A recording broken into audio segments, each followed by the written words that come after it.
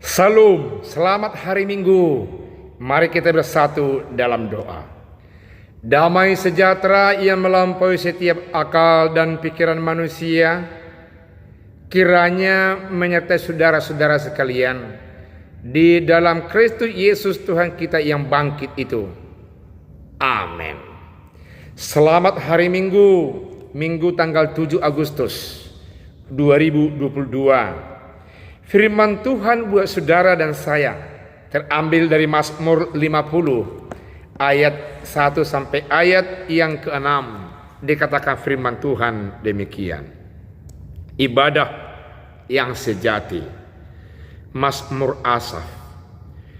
Yang Maha Kuasa Tuhan Allah berfirman dan memanggil bumi dari terbitnya matahari sampai kepada terbenamnya.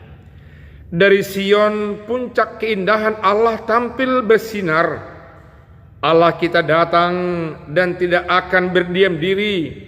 Di hadapannya api menjilat, sekelilingnya bertiup badai yang dahsyat. Ia berseru kepada langit di atas dan kepada bumi untuk mengadili umatnya.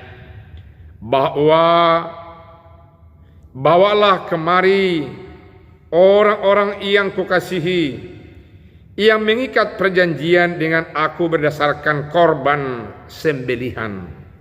Langit memberitakan keadilannya, sebab Allah sendirilah hakim. Selah. Demikian firman. Saudaraku yang kekasih, firman Tuhan ini memperlihatkan teofani Allah. Apa yang dimaksud dengan teofani Allah? Artinya Allah datang menyatakan dirinya.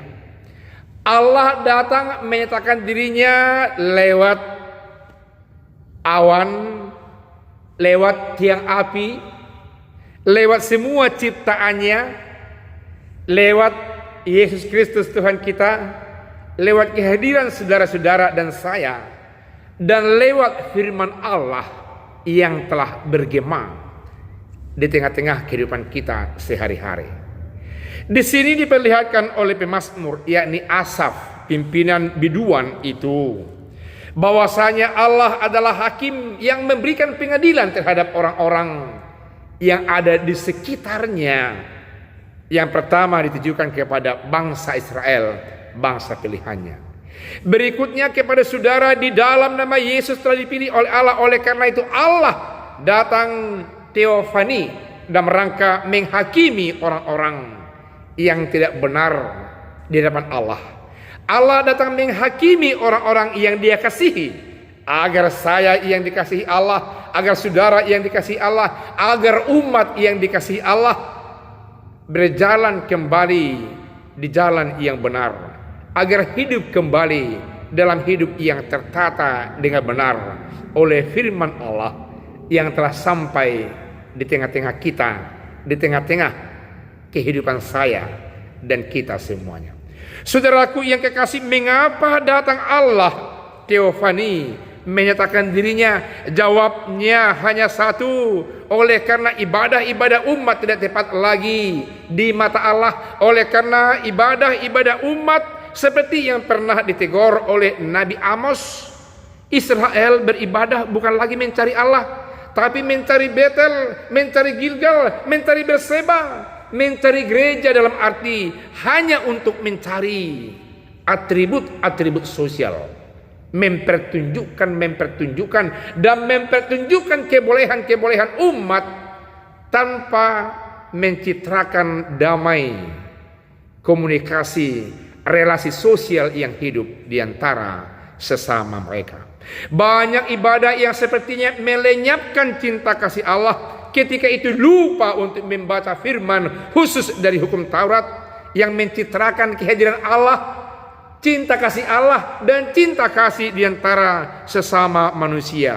Ibadah-ibadah yang keliru membuat Allah teofani, menegur umatnya agar umat yang Dia kasihi kembali datang kembali kepada Allah dan seutuhnya beribadah yang baik kepada Allah. Itulah yang disampaikan oleh firman Tuhan ini. Yang pertama dikatakan bahwasanya Tuhan itu adalah Allah. Bahwasanya Tuhan itu adalah Allah, Tuhan dari dewa-dewa, Tuhan dari ilah-ilah, tidak ada yang lain. Dan Dia dikatakan datang dari Sion, dari puncak yang begitu agung, yang begitu tinggi, kota yang indah, kota kerajaan Yerusalem. Allah datang dari situ, dikatakan dalam firman Tuhan, dengan memakai gambaran-gambaran tradisional, gambaran-gambaran pemikiran orang pada zamannya. Asap pemazmur itu dikatakan Allah yang datang itu seperti api yang menjilat, yang bisa memusnahkan, karena Dia sudah melihat ada pengadilan terhadap mereka. Kepada mereka dituduhkan satu ibadah yang tidak memperlihatkan keadilan dan kebenaran. Allah dikatakan datang dahsyat sekali, bagaikan badai yang bertiup, yang bisa memutar dan memutar yang diputarnya, diporosnya, dan menghanguskan semuanya. Allah menghakimi orang yang tidak beribadah dengan baik. Allah menghakimi orang yang tidak beribadah dengan sesungguhnya, yang hanya bermain-main, yang hanya mau mempertunjukkan kebolehan, kemampuan, yang memutus nilai komunikasi sosial di tengah-tengah kehidupan sesama mereka. Saudaraku yang kekasih, dikatakan dalam ayat yang berikutnya, kalau kita lihat dalam ayat yang keempat, Ia berseru kepada langit di atas dan kepada bumi, mengadili umatnya. Dulu pada ketika pemazmur ini menyampaikan syairnya ini, bahwasanya langit dan bumi dianggap merupakan alat, merupakan kehadiran kekuasaan yang ilahi. Oleh karena itu, ketika ada sesuatu tindak tanduk umat manusia, maka alam dan langit bisa menghakimi umat manusia. Dengan kehadiran gejala alam, gejala dari langit, bisa memutus semua pergerakan manusia. Karena itu Allah teopani lewat langit dan bumi. Allah menjadikan langit dan bumi sebagai pengawal perjanjian antara Allah dengan umat manusia. Itu yang tersirat di dalam Mazmur ini, bahwa Allah datang menyapa langit, bahwasanya Allah datang menyapa bumi dan mau menjadikan itu sebagai alatnya untuk mengadili umat manusia. Hati-hati saudaraku yang di bumi, siapa yang tidak setia kepada Allah Bapa dalam nama Yesus.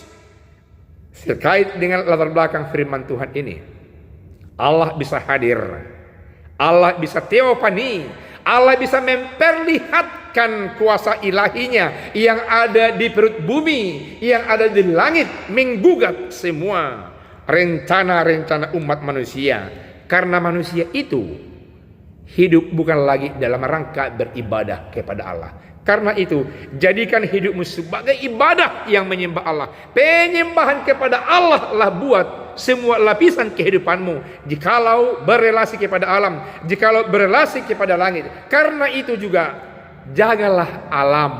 Karena itu hormatilah, tatalah dengan baik alam yang sudah diserahkan Allah untuk ditata layani di tengah-tengah dunia ini. Yang terakhir, saudaraku yang kekasih, Allah yang teopani itu diperlihatkan di dalam ayat yang terakhir, ayat yang ke-6, dikatakan oleh firman Tuhan, langit memberitakan keadilannya, sebab Allah sendiri adalah hakim. Bapak, Ibu, saudara yang kekasih, mari datang kepada Allah dalam nama Yesus. Jadikan hidupmu sebagai ibadah yang memperlihatkan cinta kasih, yang penuh kebenaran dan keadilan. Jaga ibadahmu, jangan ibadah yang cenderung ibadah yang keliru, yang kelihatan ada makna-makna yang tidak baik, seperti penyembahan berhala. Penyembahan berhala bukan berarti harus menyembah dewa di sana, tapi mengandalkan kedagingan, mengandalkan pikiran, mengandalkan keadaan, membuat mata Allah silau dan tidak tertarik atasmu di dalam ibadahmu. Tata ibadah dengan baik, sehingga ibadah, lagu pujian dan doa dan pemberitaan semuanya hanya untuk memuliakan nama Tuhan Bapa kita di sorga. Dalam nama Yesus, amin, kita berdoa.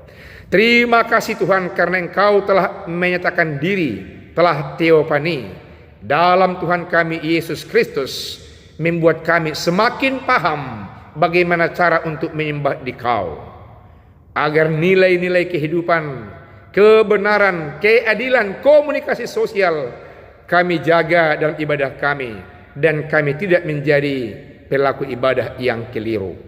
Ibadah yang sesungguhnya adalah hidup kami keseharian yang membawa kemuliaan nama-Mu. Jadilah demikian. Dalam nama Yesus kami berdoa. Amin.